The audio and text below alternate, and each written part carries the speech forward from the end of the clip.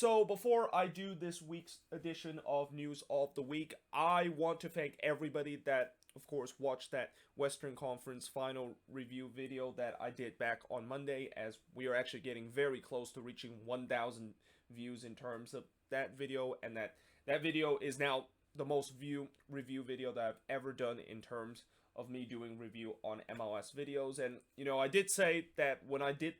that review, that was probably the toughest review that I have ever done, especially that was just moments and pretty much hours after I just saw my team suffer probably the most heartbreaking loss that I've ever seen them suffer. And that, it does make me feel a little bit better, the fact that people, of course, are watching the video and also commenting, and that even though most of them were Sounders fans, at least they definitely are talking about how they feel bad for the Loons, and that hopefully the team, of course, will be back next season competing for MLS Cup again. But that being said, speaking of 1,000 views, we are also hitting another milestone very soon in terms of the word 1,000, and that, of course, is 1,000 subscribers. Now,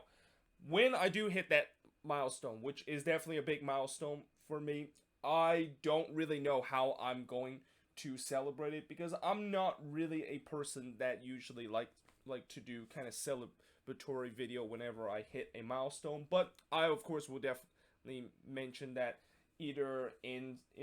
any of the video once we surpass 1,000 subscribers. And again, I am very grateful for all of you that have been watching my video, and that I know recently I've been only doing MLS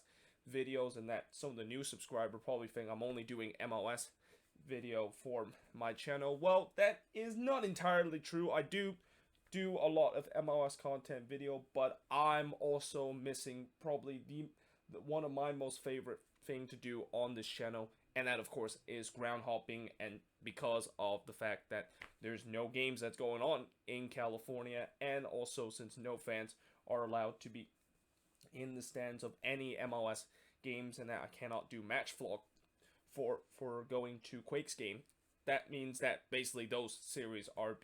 being suspended right now. And I'm really hoping next season or next year, once we do get this vaccine, and that once this pandemic is going to be over, I can, of course, go back doing those, because besides doing MLS content, I also really enjoy doing my Sports Hop series, and I dearly truly miss doing it, since it's almost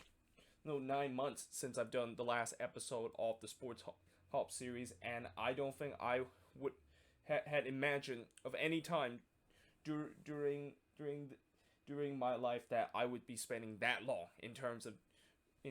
of potentially putting out another episode of the Sports Hop series. But that being said, let us actually now get into the news of the week, and we definitely had a couple of notable news to talk about. One of the thing that I want to first talk about, and I'm actually going to make a video about this, in fact 2 videos about this, is that MLS, of course, have unveiled the list of the 25 greatest player of all time in league history. And as I said, I'm going to do 2 specific video about this topic. One of them to look at each of these greatest player that was named on this list, and kind of talk about whether or not if they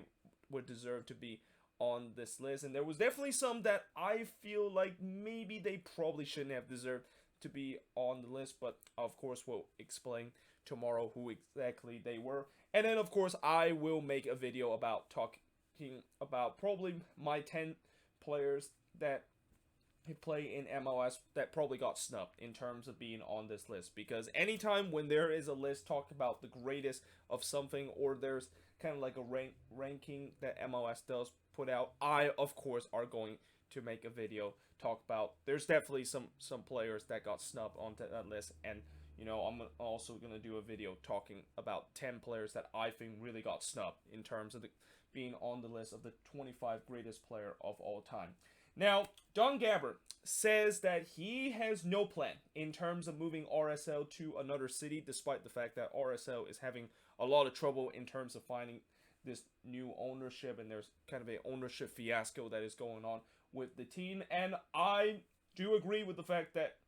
I don't think RSL is going to go to anywhere. Like, I will be shocked if RSL does relocate to another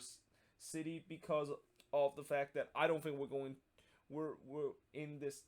time of the period where we're going to see a team like RSL where it has great fan base. It also have some great success in the past couple of years and also have one of the best academy in the league, that it just makes absolutely no sense if that is going to be a way to decide to move them to another city. And I also understand why some people might take this as kind of just they don't want to take this too seriously because we know what happened in terms of the whole Columbus Crew situation and the whole Save the Crew movement, of the fact that it literally took that movement to basically put the Columbus Crew to stay in the city that they base in and avoid them to moving down to Austin. And that Don Gabbard, he didn't even step in terms of the fact that, hey, Anthony Pericot, I know that you want to decided to force the team to move to Austin unless they built a new stadium. Well, I'm not going to allow you to do that. He never said this kind of stuff last season. In fact, he kind of even allowed this to, of course happen. So I can definitely see why some people would think that, yeah, I know the commissioner says this, but you remember what happened before with the Columbus Crew situation? Yeah, I don't believe you. And it's especially how I also heard that during when Don Gabbard talked about the state of the league, of how the league have lost $1 billion this season. Next season, he also said that he definitely can hope that the league is not going to lose around the same amount of money, and he cannot afford the league to lose $1 billion. And MLS is one of those league, unlike other of these professional league like the MLB and the NHL or even the NFL. This league is heavily reliant on gate revenues, and because of the fact that this season, for most of the stadium to either have no fans and no match day revenue, or only limited match day revenue that comes into the league, it's no surprise the fact that the league is losing a lot of money. And I really think the only reason why the league is still keeping afloat is because of those expansion fees. And that maybe, I guess, if people think that, if the league is really in a desperate stage, people will think that RSL might be moved to another place, because then whoever is gonna put RSL to relocate to another team, they probably have to pay a certain amount of fees. And when the league are in a desperate situation of their revenue, they unfortunately gonna have to accept the fee. And probably that is, I think, maybe the only way I can see the fact that RSL could potentially move to another city. But other than that, I really don't think that's going to happen. I mean, after the whole Columbus Crew situation, and if there even any signs the fact that RSL could potentially move to another city, there's going to be a lot of save RSL kind of movement that is going to happen. And again, I just don't see it happen, even though I know some people take a grain of salt of what the commissioner says about this. Now, for Atlanta, they are rumored to name Gabriel Heinz as their next head coach of their team. And for those of you that don't know who exactly Gabriel Heinz is, he actually coached in Argentina, I believe, with Vélez Sarsfield, and he had relatively good success with that team and have a winning record when he was coaching that team. And the other thing that I heard about his coaching style is that he loves to basically put some attacking kind of style of play to his team, which perfectly fits what Atlanta United does. I mean, Atlanta fans have been definitely want to have their next head coach to kind of go back to what Tata Martino did to their team, which is that attacking, free-flowing style of soccer that clearly was not the case when Frank de Boer was taking charge of this team, or even when Stefan Glass was taking charge of the team, where the team was just playing some of the most boring soccer you could ever imagine. So I won't be surprised if this hire is going to announce very soon. Although one thing that I do maybe have a little bit concerned about this hiring is that Gabriel Heinz, despite the fact that he has some good resume in terms of coaching down in Argentina, he's still a relatively young head coach, and we shall see whether or not if he can, of course, come into here. And that Atlanta, no doubt that they are going to continue to add some pieces on their team to accompany his style of play to the team. So it'll be interesting to see if, once they do name him the next head coach, how he will do once he comes to this league. Now, the Houston Dynamo have announced that they have officially sold Mauro Manotas to Cholos and Tijuana, and I know a lot of Dynamo fans are very upset about this, and that most likely, even though there was no amount of money that was announced of how much the Dynamo got from Mauro Manotas when they decided to sell him to Cholos, it's probably not a lot, judging by the fact that I've also have not heard a lot about how Albert Feliz in terms of their selling him to Portugal, and that there's really no news of how much amount that they have, although I heard rumors that it wasn't as much as Dynamo fans really thought it is. And I also understand why Dynamo fans are thinking that next season is already doom and gloom, because of the fact that when you look at the team, they probably just sold two of their most important player and two players that have really contributed in terms of the attack. I know Mauro Manotas had a rough season this year, but previously he was one of the most consistent goal scorers in the league. But what this move also tells me is that, yeah, the Dynamo is clearly going on a full rebuild, and that as much as I know Dynamo fans does not want to see this team go on to a full rebuild, and that next season looks like it's just going to be a throwaway year, in some way they kind of had to endure. I mean, the writings was kind of on the walls after this season, where this season they were trying the best to maybe retool a little bit and maybe go on one last run before maybe they're going to think about trying to rebuild everything, and it just didn't quite work out. So I think the ownership are clearly seeing this as way where, might as well just get rid of this core that we have that is either aging badly, or there's player on this team that at least have some values that we can of course so that we can use those values to begin this rebuild. And this is where the stage that the Dynamo is in right now. And again, next season I think the Dynamo, I know I don't want to say they're dooming and gloom next season as what Dynamo fans have been saying, because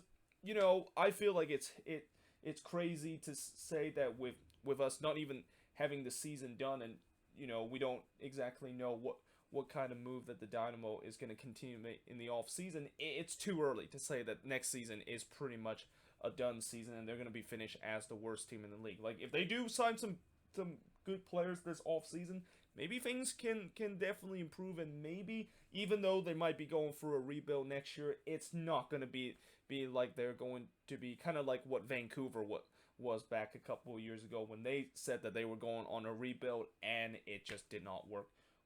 whatsoever. But I will also say that I don't think this Dynamo team is going to be making the playoffs next season, and that if they want to kind of improve and start show some good signs of a deep rebuild,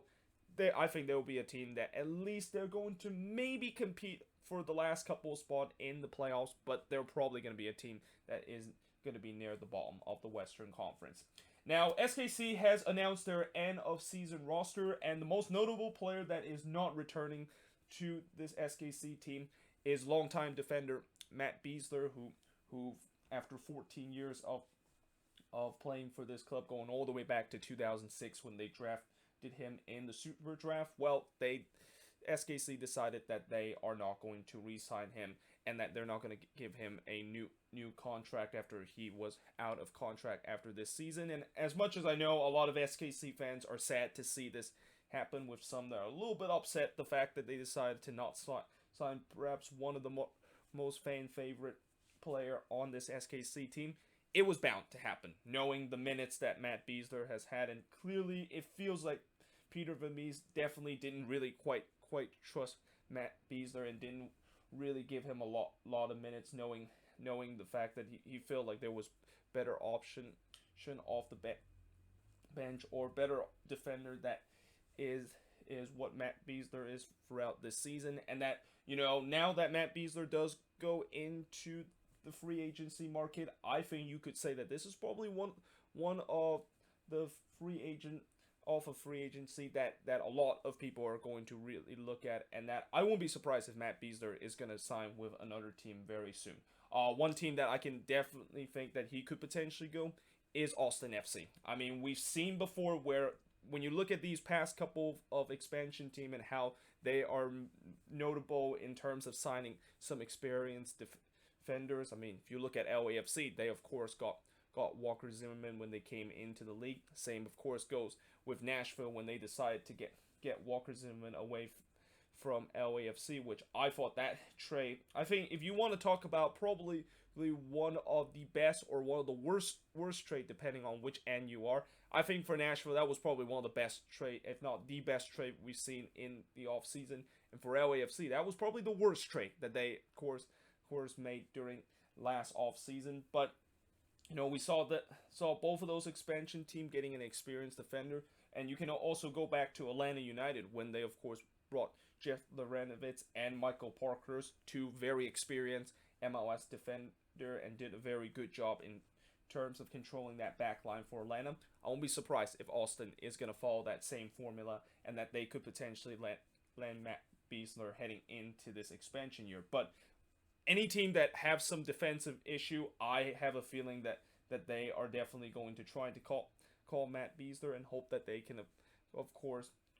offer him a contract and play for their team. Now, the Red Bulls have finalized a loan deal for Matthias Jurgensen, and this is definitely a very surprising move, and I have heard Red Bulls fans are not happy with this move, and I don't disagree with them with the way that this is kind of strange, knowing the fact that Jurgensen didn't really settle in with this Red Bulls team and didn't really do much with this team, and I thought this offseason, I didn't think that they were even going to think about trying to even buy him or maybe extend his loan option, but it seemed like that exactly what they're going to do this offseason, and we'll see whether or not if he can be much better in his second season, because I really think during his first season with the Red Bulls, he definitely did not have a great year and just didn't really fit into this Red Bull system. Now, in terms of this year, Landon Donovan MVP awards, the winner of this year's MVP awards is none other than Alejandro Pozuelo, and he actually won this MVP award by a pretty big margin over second place Diego Rossi. And this year in terms of MVP, it's always going to be tough because of the shortened season and how crazy and just extraordinary with the way that how this season went. It was always kind of tough to see who exactly is considered the best player this season, and I don't think a lot of people was going to complain that Alejandro Pozuelo won this award. I mean, he was tied in terms of the league assists, and also were in the top 10 list in terms of the top goal scored in the league, and really helped out this TFC team going forward on the attack. And I know there's going to be some arguments saying, well, yeah, but that's what happened when he's part of a team that, of course, play with the likes of Montreal and Vancouver pretty much a quarter of the season. Well, yes, he did get to face some very easy team and get to face some very bad defending, but at the end of the day, like I always say, you can only play the team that you are playing. For Pozuelo, he did a good job in terms of taking advantage of it, and there is no doubt that he is going to continue to consider to be one of the best number 10 in this league, and that if he can continue to be such a decent player as he has for the first two seasons for TFC, they probably have just find a replacement for Sebastian Giovinco. Well, not that they haven't. I mean, it's pretty clear that they clearly find a replacement in Sebastian Giovinco and Alejandro Pozuelo. Now, in terms of the Humanitarian of the Year award, this is actually the first year in league history where it was actually not awarded to a player, but instead awarded to a coalition and an organization that was just created this year. And unsurprisingly, the Black Players for Change coalition won this award. And I mean, after how difficult this year has been, especially for players with color, and I really love the whole movement that they of course made this year, and that I really think the kneeling before the kickoff of this game really sent a very powerful message in terms of that. So I'm not surprised the fact that they of course won the Humanitarian of the Year, as they were this was definitely a huge movement that I think a lot of people cannot complain about how big it has an impact in terms of the league and really just society in general. Now, the Revs ownership says that they are committed of building a soccer-specific stadium in the Boston area. Now, I know there's going to be people that are seeing this kind of similar to what they see how NYCFC says that they are potentially building a soccer-specific stadium in New York, and it just doesn't happen. And those kind of talks are really just talks, but not really actually plans that there could be a case, or there might be smoke that this could be the case where they are really serious about building a soccer specific stadium. And I guess again, this is the case for a lot of MLS fans and even Revs fans think that, yeah, the Kraft ownership says that they want to build a soccer specific stadium, but they said that 100 times and it's never true. But you never know. They might be actually very serious about it. I know during the Columbus Crew versus New England game, I believe Taylor Twellman and John Champion have talked about how the Kraft ownership was actually serious about the fact that they're going to build a soccer specific stadium in Boston. But we shall see whether or not if this is, of course, is going to true. And if there is actual plans and actual approval by the city that there is going to be a soccer specific stadium built in that area, yeah, I think I don't blame Revs fans. Might take this as a grain of salt, knowing the fact that they hear this story before and that this is just kind of their yearly and annual kind of just talks about they're building a new soccer specific stadium, but it just never turns out to be the case. Now, finally, in terms of the last news I'm going to talk about this week is that the Quakes are going to be installing a new hybrid grass pitch ready for next season in their stadium. And as much as, the ugly pitch that was last season, and, I think besides other stadium that is not soccer specific stadium, that was probably the worst pitch in the entire league. And, although I do kind of like the fact that it kind of maybe gave it a slight advantage to the Quakes with the way that players kind of was not used to playing in such a bad pitch that was at the Quake Stadium, it was pretty obvious that it needs to be replaced. And knowing how cheap this ownership has been, I'm kind of surprised that they actually acknowledged this, and for once they actually did something that was kind of one of the biggest priority of this offseason, besides maybe spending money on getting some new player or maybe getting a new DP number 10 this year. Because again, that pitch last season, it was an absolute mess. Like there's times where I say that pitch is like an ice rink right now with the way how many players actually slip throughout the entire game. So it's great the fact that the Quakes acknowledge that and that they decided to correct their mistake and finally installing this new hybrid grass pitch, which hopefully it will holds up in for next season. I mean, I've seen before where the Quakes have been trying to replace their pitch that has not been great, and then the very next season it also turns out to be a pitch that is also not very good. But knowing from what I heard about this hybrid grass pitch that has worked out very well, and even in the toughest kind of weather condition as what the Quakes had to deal with their stadium throughout the entire year, it will still stay pretty safe. And the fact that we're probably not going to see a lot of players eventually going to slip on that new pitch. And finally, the Quakes deserve to have a pitch that is worthy to be MLS quality, because at the end of the day, that stadium, I still rate that as one of the best stadium in MLS. And the only reason why I think that stadium is starting to be on the down list in terms of the best stadium of MLS has to be the quality of pitch that is just absolutely awful for the past couple of years. But yeah, there you have it. That is pretty much it for the news of the week. Let me know in the comments below what do you think of these news, and as always, let me know in the comments below if there's any news that I didn't put on this board and you want me to mention in the comment section below. But until then, hope you guys enjoyed this video, and I will see you guys next time.